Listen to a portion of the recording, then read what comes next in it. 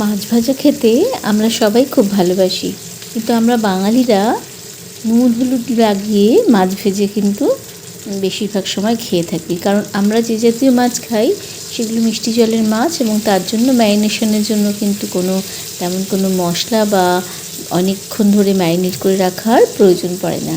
কিন্তু এই জাতীয় যে মাছগুলো আজকে আপনাদের সঙ্গে শেয়ার করছি, টুনা, ফ্রাইড টুনা, সেটার জন্য কিন্তু অবশ্যই একটা ম্যারিনেশন দরকার। সেটাই আপনাদের সঙ্গে শেয়ার করছি যে কিভাবে ম্যারিনেট করব, কি মশলা ব্যবহার করব এবং কতক্ষণ রাখবো, ও তারপরে ভাজাটাও কিভাবে ভাজবো। ম্যারিনেশনের মশলাটা দেখুন কি নিয়ে নিচ্ছি।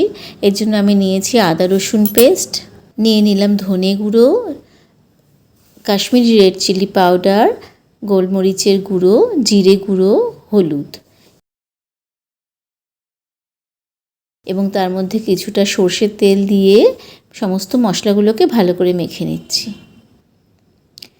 এরকমভাবে একটা ম্যারিনেশন তৈরি করলে এইসব মাছগুলোর কিন্তু খেতে ভীষণই ভালো লাগে, এবং এইভাবে ভাজলে কিন্তু মাছগুলোর স্বাদটা অনেক বেশি বেড়ে যায়। এবার আন্দাজ মতো নুন দিয়ে দিলাম, দিয়ে ম্যারিনেশনের মশলা রেডি হয়ে গেছে। এবার দেখুন খুব ভালো করে মাছের গায়ে লাগিয়ে নিতে হবে ম্যারিনেশনের মশলাটাকে। এইভাবে সমস্ত কটা মাছের গায়ে আমি খুব ভালো করে সমস্ত মশলা লাগিয়ে নিচ্ছি। আমরা এইভাবে যদি সমস্ত এই জাতীয় মাছগুলোকে ভাজি, তাহলে দেখবেন এর স্বাদটা কিন্তু অনেক বেশি বেড়ে যায়।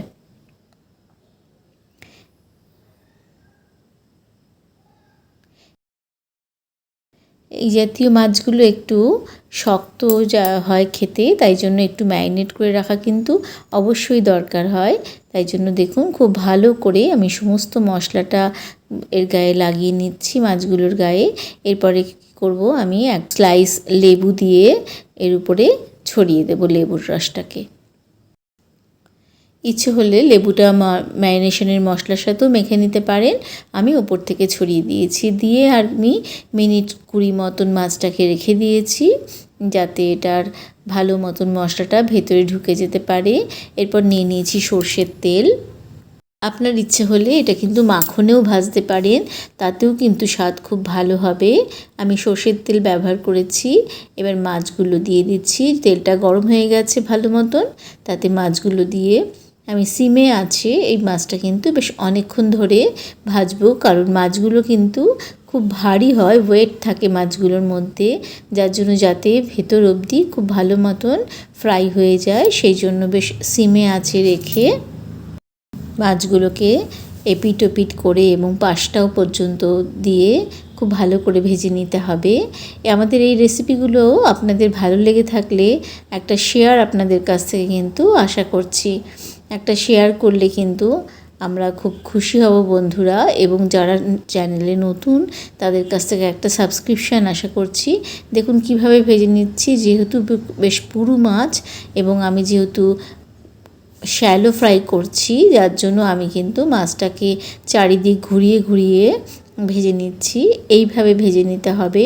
এটা কিন্তু ডিপ ফ্রাই করলে এটার মশলার কোটিংটা অনেকটাই তেলে চলে যাওয়ার চান্স থাকে, সেই জন্য এটা এইভাবে শ্যালো ফ্রাই করলেই কিন্তু মাছটার জন্য ভালো হবে, নাহলে মশলাটা আলাদা হয়ে যেতে পারে তেল থেকে। এইভাবে ফ্রাই করে নিন এবং পরিবেশন করে দিন। কুচনো পেঁয়াজ অথবা পেঁয়াজের স্যালাড, লেবু, এর সঙ্গে কাসুন্দিও ব্যবহার করতে পারেন। আশা করছি আপনাদের ভালো লেগেছে। অনেক ধন্যবাদ সবাইকে।